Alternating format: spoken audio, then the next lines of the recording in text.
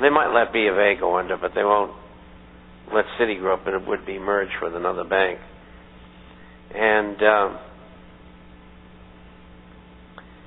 as far as the other banks are concerned, it's hard for me to tell you who's going to go under and who isn't, because all of that information is secret. They won't give it to you, and they don't want the public to know how terrible things are going.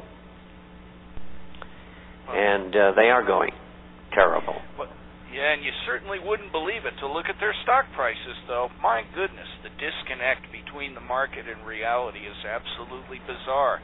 Isn't it amazing what, a few $1 billion strategically placed by Plunge Protection Team and, in the hit squads that are outside the CNBC offices and the financial press to make sure people tell the right stories can do.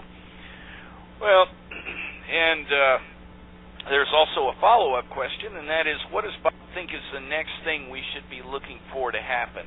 Is it the stock market crash, and can you give us a sign to look for that it's getting ready to happen? Anywhere up in here.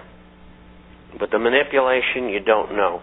It will go down when they want it to go down. And I can't guess. I have a piece in today's issue by Richard Russell. He wrote it on Monday. And I've talked to him for years about the manipulation. He wouldn't listen. And boy, you ought to hear him now.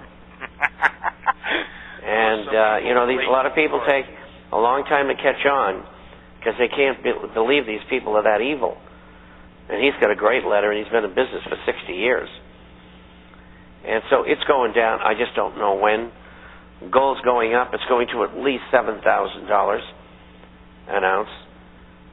And it could go a lot higher.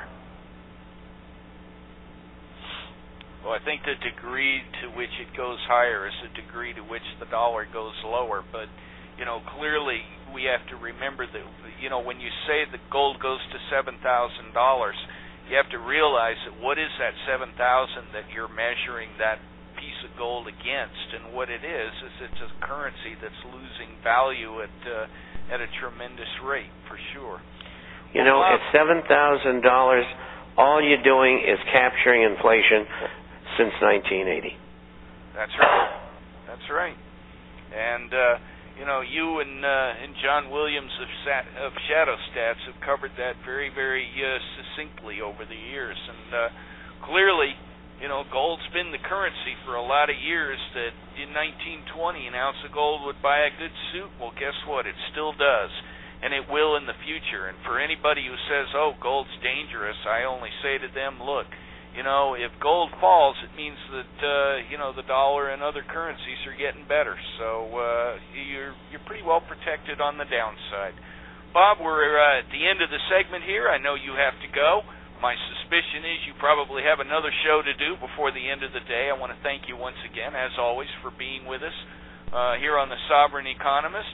To wish you and Judy a great week. We'll see you back next week. And as always, thank you. And keep hanging in there, and we'll keep looking forward for your information. Okay, bye-bye, and thanks for listening.